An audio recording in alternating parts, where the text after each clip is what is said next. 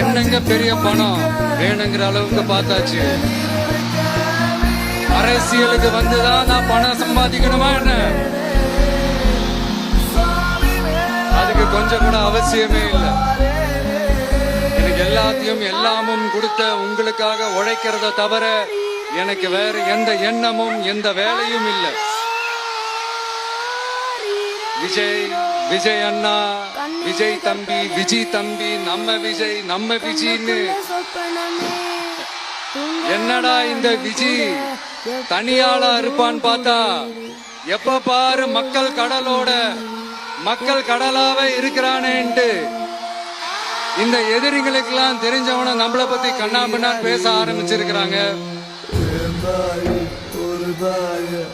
அதாவது நான் மரியாதையா பேசினா கூட அதை தவறா எடுத்துக்கிறாங்கன்னா பாத்துக்கங்களேன்.